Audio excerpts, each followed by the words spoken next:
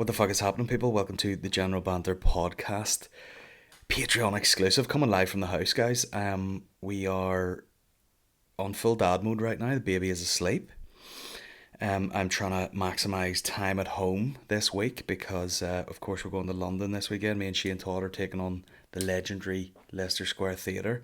So I'm trying to spend some time at home. You know, I don't want to be up and down the road all day recording podcasts. So you're going to get this one live. Some get us ASMR while the baby sleeps. Here from the home office, here we are, coming at you live. There has been great debate recently about the nature of the Patreon setup, and me trying to find time to do it and stuff like that, and basically had a mini breakdown, mini mental breakdown of my own, where I was like, can I even be arsed doing this podcast now? And then I'm like, yes. The Jocko Willink book, Discipline is Freedom, or whatever the fucking name of it is. I need to be a lot more rigid with the recording of it so that it becomes easier. So obviously busy time at the minute with gigs, bit of family stuff, bit of weddings going on. So from the start of September, the schedule will be regular podcast out on a Tuesday and secondary Patreon podcast out on a Friday morning. And they're going to be out regularly. They're going to be out on time, scheduled, because like anything, I enjoy my freedom. I enjoy being able to do whatever I want whenever I want. But when there are responsibilities like podcasts, because of you guys paying in to get more stuff, that needs to be a lot more regular and treat it a lot more like a job instead of me just gallivanting around the country going, I've got a podcast. So we have addressed that. There's a whole system in place for other podcasts going out. There's going to be a lot more promo. You're going to hear a lot more about it, and it's going to be fun. It's going to be fun as shit. So thanks to everyone who's joining up on a daily basis. Thanks to everyone who's been there since day one. But we are going to take a lot more professional approach to it. We are going to introduce tiers, but we are going to introduce a lot of options. It's not going to be like, hey guys, get in here for £5 a month, going right up to 20. It'll start low, and in little increments you can pay whatever you want for different little privileges as you go up, and there will be a top bracket for those who want to pay, and that'll be the sort of focus group that I'll work with when it comes to seeing what people want from this Patreon. But yeah, I'd say as of the start of September, that's when it's gonna go fucking hardcore. But as of right now, recording at home, got a load of shoes in the background there. Got an old map of the North Coast. Brought the General Banter sign home. It's all good. We're working on a new look for the in-office look. The in-office fucking studio look. We're going blacked out. If anyone wants a reference as to what I'm trying to achieve, if you watch Dave Chappelle's Bird Revelation, you'll see what the belly room in LA's Comedy Store looks like, and that's what we're trying to go for. Blacked out curtains, red strip lights, blue coming up the bottom, and that's what we're after. Those sort of vibes. And yeah, that's how it's going. Hitting London this weekend, being inundated with suggestions for Vietnamese food, which I'll take them all. Even though I'm still trying to fucking take it a bit easy in London, I know it's all the rules are all the fucking all bets are off. People are doing whatever the fuck they want over there, but people are still getting nailed with fucking COVID. So I'm trying to fucking take it easy a little bit, and limit my amount of time on tubes and stuff. I'll get myself to the hotel. It's on Oxford Street, for fuck's sake, you know what I mean? I can walk to whatever I need, and then maybe make one trip to the gig and try and fucking just limit the tube time. I mean, if there's anywhere that you should be, I was on the FaceTime to Aaron McCann earlier, and he was like, yeah, I don't know if I'll ever stop wearing it in the tube, and I was like, meanwhile he's got the cold. And he's like, yeah, I got the PCR test now. He goes, I definitely don't have it.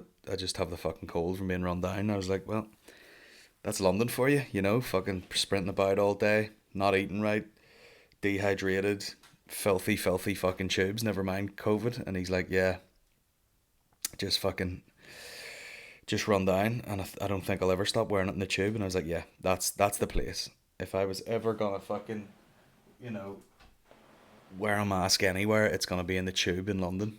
When you get on there and you're like, it's just got that noise with the heat blowing down the fucking tube, tumbleweeds of human pubes rolling past.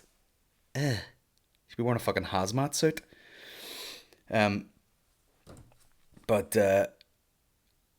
and yeah, I mean the pace of the play, I can't even deal with it. I was talking, I think it was on the podcast with Mickey or Shane or someone, and it was like the perfect example to sum up London was the time me and Maureen went there, and there was a guy ran off the tube, and he ran down the street and he swerved and fell, not in the street, just still in the underground. And I picked him up, and I was like, "You alright, bro?" And he goes, "Yeah, sorry."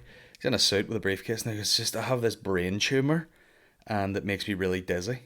And I was like, "Okay, fantastic." Uh, Still got to make it to work though. Still sprinting to work with a brain tumor. Do you think there's more important things in life? Possibly. I don't know, but that sums the place up. And absolutely, if COVID ever goes away in fucking 10 years' time, I'll still be wearing a mask in the tube because it is disgusting. It's one of those places where you go, you fly over, get on the fucking boat, or sorry, get on the train, get to the hotel, and you're like, I'm gonna have 2 showers in here because this place is fucking rank. You know what I mean? Nearly get hit in the face by a fucking just pigeon with no feet. Ugh. Disgusting. But anyway, looking forward to it. Coming straight back, going to Galway for the 200th. I mentioned this in the other podcast, 200th episode of Tom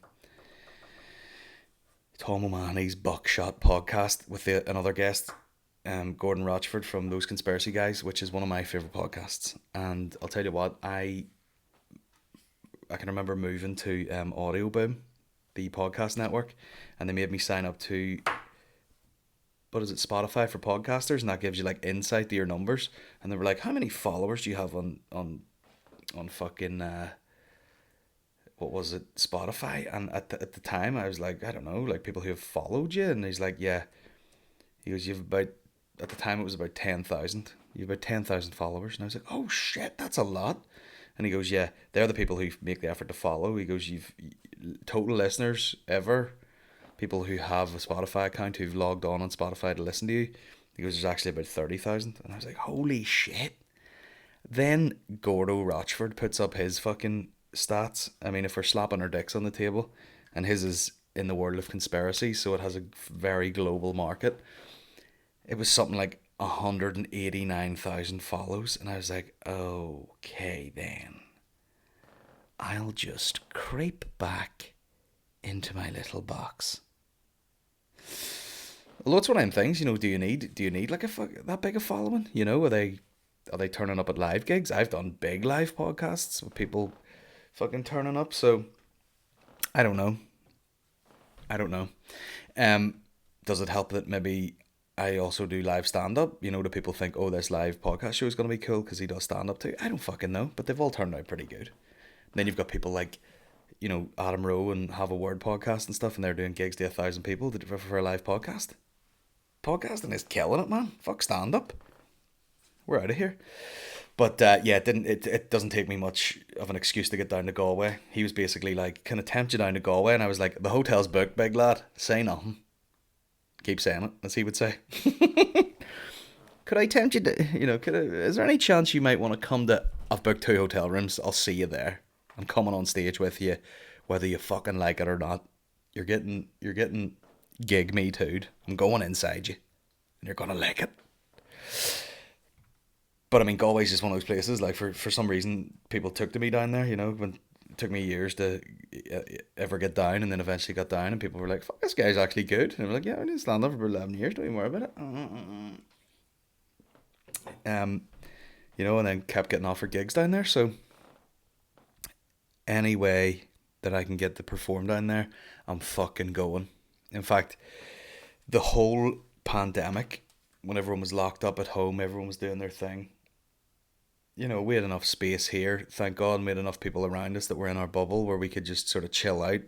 And, you know, we had help if we needed it. We had other people to speak to if we needed it. We had a bunch, you know, we had it all going on. It was fine. You know, and people were maybe going other places, going other countries, and getting fucking pints or getting pints delivered to their house, and it was like, oh man, got some creamy Guinness to the house, and other people were like, right, this is getting beyond the joke. Get me out of here. Get me out of this fucking place. And it didn't bother me at all. The whole time I was like, man, give a shit. We've had drinks here. We've had fucking barbecues. I'm all good, man. I'm all good. And then there's a comedian called Amy Walsh from Galway, I think.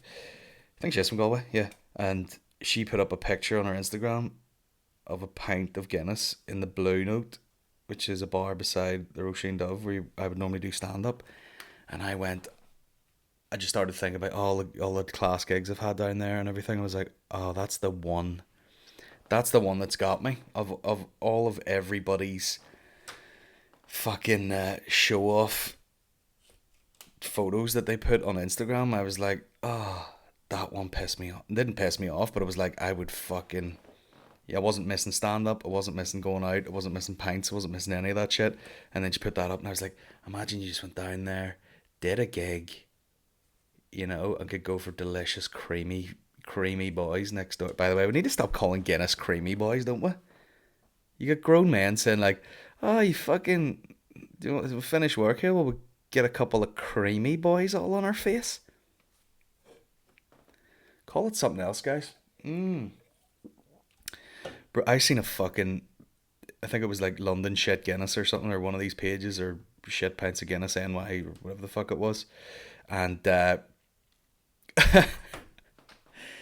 like, I mean, I think this might actually be borderline racist. They had, there was some place, and they were basically doing like Irish stew, or it might have been like a cottage pie or something, in a pint of Guinness. Or else they were doing like, oh, this is steak and ale pie, or something, or Guinness and fucking kidney, whatever the fuck it was, in a pint glass with like the head looked like potatoes, and then beside it was a load of fucking green beans or asparagus or something. And I was like, is that racist? Is it? Can you is it like, I'm trying to think of the equivalent, is it like, oh, you go to fucking the Netherlands and they're like, here's molten cheese in a clog. Obviously they wouldn't do it there, but it's like something the Germans would do to just get a fucking dig at them. Here's molten Gouda, or whatever you call that shit. Or if you talk to a Dutch person, they're like, Gouda? Here's molten cheese in a clog, you fuck. Oh, you're American? Here's molten cheese in a cowboy hat, you fucking heck fuck. You can be racist against Americans, so it's fine. Yeah, I don't know. There's something racist about that. I'm gonna have to write that down. Actually, pint of stew. I mean, what would be the most piss take English thing you could do? What's real English? Here's fucking. I mean, what's the most English? Stella, somehow, even though it's Belgian, in a teacup. That's very English, isn't it? But yeah, going to Galway, that was my main point. What other things happened? I can't even lift my arms. Did so many fucking overhead presses today. I'm gonna be sick.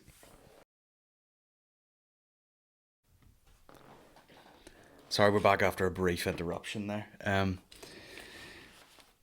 So I forgot to mention this in the last podcast, but me and Maureen took the baby for its first ever hotel break. Uh, what a fucking nightmare.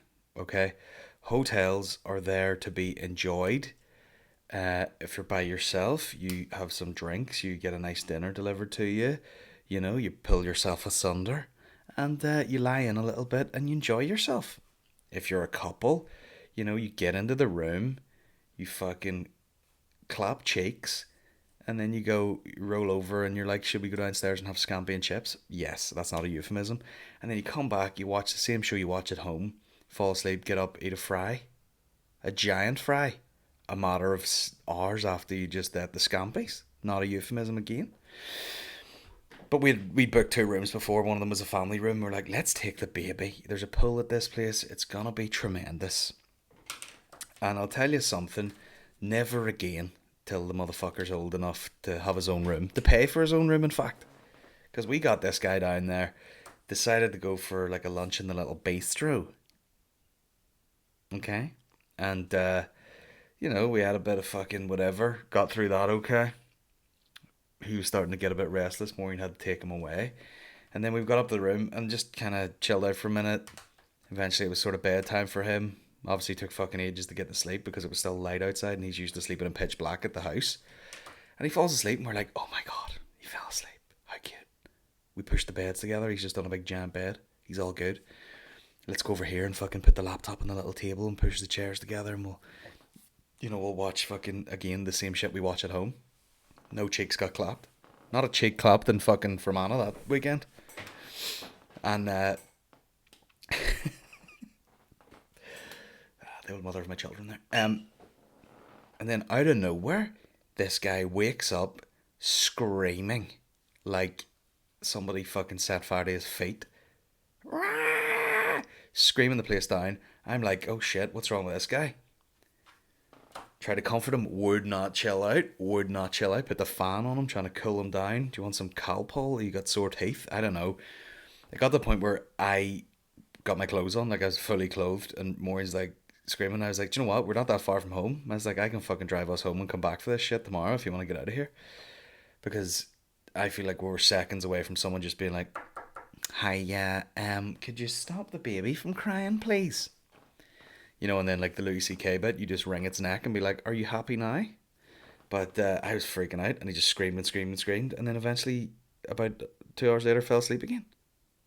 And I was like, this is absolutely exhausting. He's had a rough night. Babies sleep off rough nights way better than adults do. If an adult has a rough night, you're like, oh, I had to sleep into 1 o'clock. Feel like shit today. Babies will fucking scream all night, flop around sweating, be like, I'm too warm, causing a real scene, fall asleep, still be up at 6:45 like they do every single day. 6:30, 6:45, ready to go. Like, hey, you guys awake? And we're like, we're actually exhausted from the rigmarole you put us through last night. And they're like, oh, I forgot about that. Sorry, I slept, so I'm all good. I'm fucking good to go, man. Bloody nightmare. Took him down to the pool. Had our slot booked. Hey, we're at the pool. Girl goes, oh, have you got swimming caps? And I went, no. She goes, they're £2 each. And I went, sweet, can you charge it to the room? Because obviously I'm in my swimming trunks and a robe. Forgot to bring the wallet. And she goes, yeah, I can charge it to the room. And I was like, sweet, give us fucking 3 of them then. And she goes, you'll probably only need 2. I don't think you'll need one. Of course, because I've got no hair. And I went, brilliant. And we all laughed. Ha ha ha. And then I was like, do you have a fucking cap for my entire chest and back? That shut her up. Had to buy one for the baby. Of course, wouldn't put it on. And got in the pool and he was just like, nah, like a gurney wee bitch.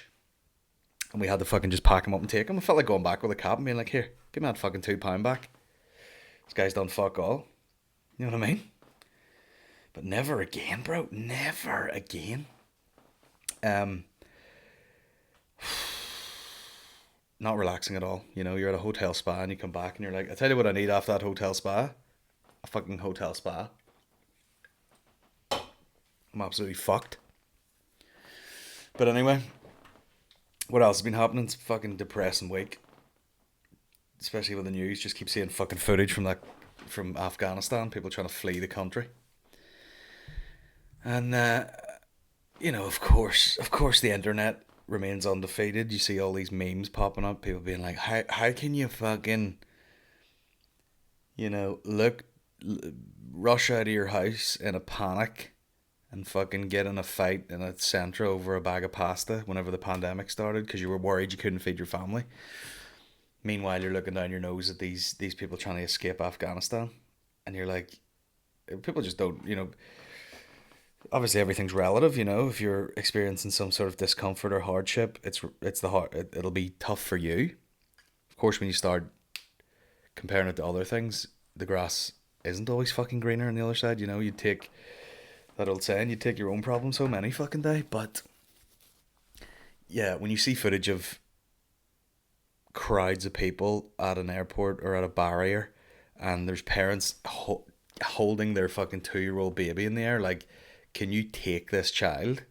Because its chances are better if I just give it to fucking strangers to be taken to America. I would prefer that than have to keep it here and look after it in this fucking shithole. Especially when it's a girl, you know what I mean? Um, it's like fucking. I mean, you don't want to go all fucking Jordan Peterson on it, but you're like, people are like, oh, gender fucking pay gaps on blah blah blah. And he's like, yeah, it's not that people are getting paid less, females in particular. It's just that the types of jobs, the opportunity to work more overtime, fucking time off with babies and stuff like that. It's like that's where the averages are work out different, and sort of, you know, talk about equality. I think you're okay. Do you know what I mean? I mean, you get that argument goes on for fucking days, doesn't it?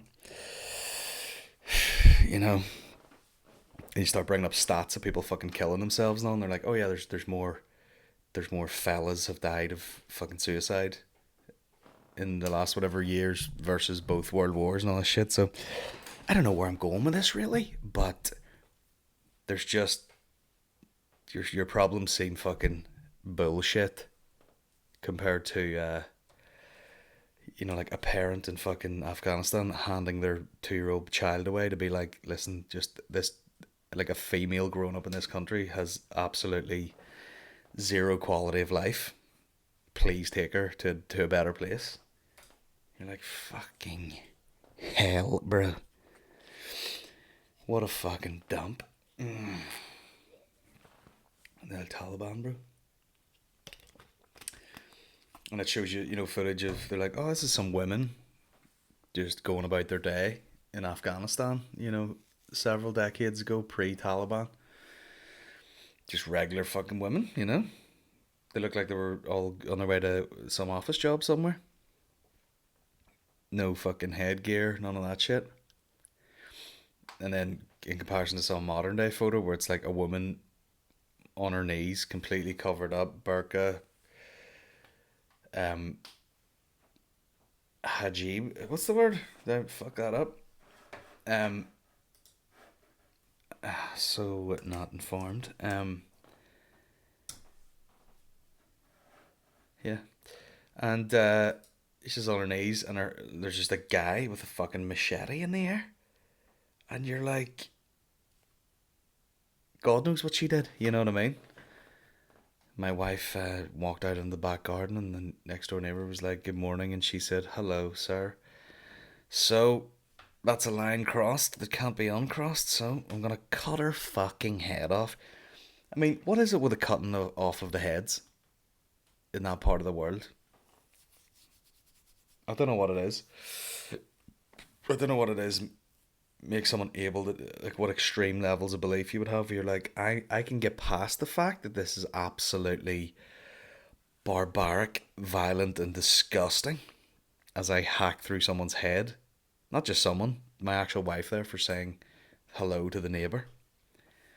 You're like, yeah, I was big into cutting heads off, man. Anything goes wrong at all. I remember seeing on a Google search just some dude, it was like in some dispute, and he decided to cut the guy's head off and handed himself in at the fucking at the police station, just like, my friend, he give me shit, so off with the head. Brutal. What a mess, man. What a fucking mess. But yeah, it's not looking good over there. And then every time they cut the Biden, he's just like absolutely out of his mind, dementia. Well, the thing is about that part of the world is genies exist, and the U.S. don't need to be in that part of the world when there's genies. Bro, get sectioned. Get into the home. But Biden, get into the fucking fold already and have someone bring you porridge, you fucking old cunt. Not to be ageist, but Jesus Christ. You would be hesitant to hire, what age is Biden? Let me just look this up. Joe Biden age. Poor bastard. I mean, as he said himself, he might say something stupid and just get kicked out of the picture. 78 years old. Trump 75. Jill Biden, Nancy Pelosi's 81, bro. What are these people doing working? There has to be something wrong with you to be out there fucking working at that age. You know what I mean? You'd be wealthy enough, I'm sure. I would just be like, bro, I'm 60. I'm out of this fucking bitch. See you later. Melania Trump. Ashley Biden. Who the fuck's that? But like 78. I mean, not to be ageist, but it is. If you were running anything, if you were running a fucking restaurant bar restaurant, if you were running a fucking anything, and someone was like, "There's a guy here applying. He's 78." You'd be like, "I don't know, man. Can you hack the pace here at Starbucks?" Bro, you're old as shit, man. You know, turning up a fucking say you applied for a job in Primark, they'd be like, "Man, is this a good look? This looks like we're exploiting you. You being 78 around here, it's a bad look for everybody." But I don't know. He's just given such bullshit answers. Don't know why they pulled out so fucking quickly.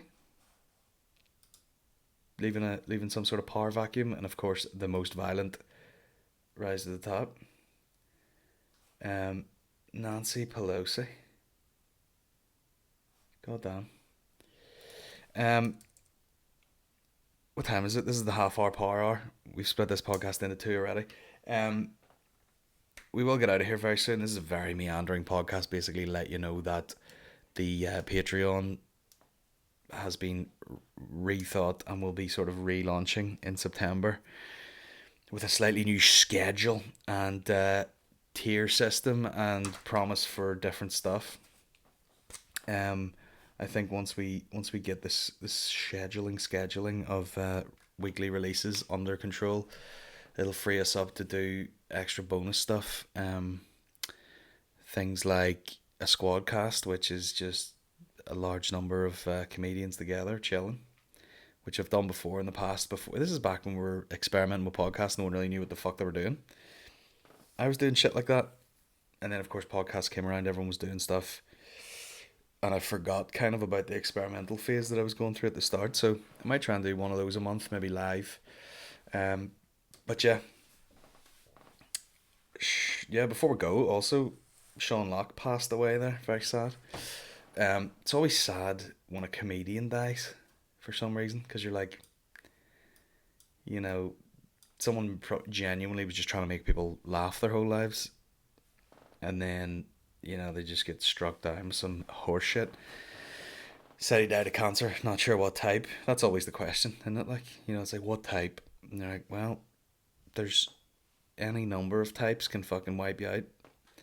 Um, but yeah, what a funny cunt. Like, I mean, the amount of TV shows he was on where he saved it, basically. You know what I mean? And it was always saving it on almost like pointing out how stale or stupid or shit the show actually was a lot of the time. Wasn't afraid to be like, guys, this is boring and shit, and then everyone laughed at him. But I mean, there's numerous videos online there about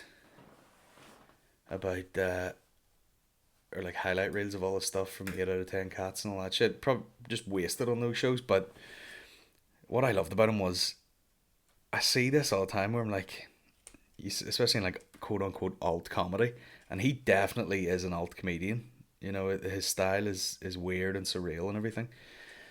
But what's surreal about it is the way that he thinks. Do you know what isn't surreal about most surreal comedy is that, just because you're wearing a fucking stupid hand knitted jumper with a cat on it and you're fucking acting all weird and you've got a weird haircut, and you've got a load of props on stage, and you call yourself surreal, and you're like, well, actually, I am. I I actually graduated from blah blah blah in some sort of, you know, prestigious drama school or something. You're like, that's not really surreal. You get people like him and fucking Bob Mortimer and stuff like that, and you're like, these just regular old someone's fucking da, you know, Uncle Sean there, and every fucking joke or bit just was like, oh fuck, here we go. You know, I was listening to, it was Bill Bailey and Dave Spikey were on BBC this morning talking about him, and they were like, you know, most comedy is like a bit of misdirection with the crowd and then all working up to a punchline. And it was like every time he opened his mouth, it was a fucking odyssey. You were like, you didn't know where it was going. And it is true. Like he just looked like a regular dude, but you could see when he started talking, he had that glint, that piss take sort of glint in his eye. We were going, I already know that this is a fucking piss take, but I'm just gonna go along with it because it's gonna pay off. And it's true. Like what a funny man. Very original, very funny. Super sad. Always sad when comedians die, isn't it? But yeah, and there's so many fucking so many so many clips online from those shows, like the one where he fucking the one where he had the envelope and he's like giving it to the girl on the countdown show, and he's like, now I'm gonna predict what, you know, word appears on this fucking thing when you draw the letters, and they draw all these letters and do whatever the fucking whatever way the game goes, and he goes, now if you open that, there'll be the same word on it that's on that board right now, and it wasn't even a real word, it was some made up fucking phrase. And your woman opens a card, and it's like a Christmas card, and she bursts out laughing, and it's just like a fucking regular card that says like "Merry Christmas" to fucking Brian and Margaret. You know, Merry Christmas from the fucking the Sean Locke family. I don't know, but it was so stupid, and just like those jokes where it's just an absolute this long walk to the well for like such a stupid payoff that it just fucking kills you. It's so funny and silly, but yeah, always sad. You see it all over the internet. Um, but yeah, that's it. Probably spend the rest of the day watching clips of him on and off. Just one of them guys where like probably a lot of comedians where you sort of take them for granted. You're like, oh yeah, he's always on TV, he's always on that, he's always there, whatever. And then when you actually look at the compilation of work, you're like, fuck me, the guy's done a million things. Like, but anyway, very sad. Had enough of fucking cancer this last couple of years, to be honest. But yeah, might well have to jump in and do some log presses for charity. Uh, See what the crack is with our boy Chris McNaughton there and Lauren. Try to rope Dave Elliott into it for the crack. He's a stocky man, thick and strong. See if we can get some money raised for the crack. But that's it. That's the half hour power hour. Just checking in on you guys. Um, Working on a bit of a strategy with regards to Patreon releases, so that'll be in effect probably start of September. You'll be getting Tuesday and Friday podcasts, smooth, like fucking clockwork, and then we can, for the top tier people, we can organise something for, not even the top tier people, just the sort of mid tier folks. We can organise some stuff to go out once a month or twice a month, bit of a group scenario going on. But just we just need to go pro. You know, been flying by the seat of our cacks for a while, so we'll see if we can up our game. Gonna get out of here. This child is gonna wake up. I mean, this is more like therapy for me, to be honest. ASMR therapy, we get us. But cheers for listening. Gonna try and record a podcast in London as well. We've got some little lav mics, and we can record on location anywhere pretty much. So hopefully, fingers crossed, we can get something done while we're there, and we're gonna film it, and there'll be material obviously out on the Patreon first. So cheers, guys. We also have a new T-shirt on the way. I'll post about that soon. Gangster. Take it easy, guys. Cheers for listening. Take care of yourselves.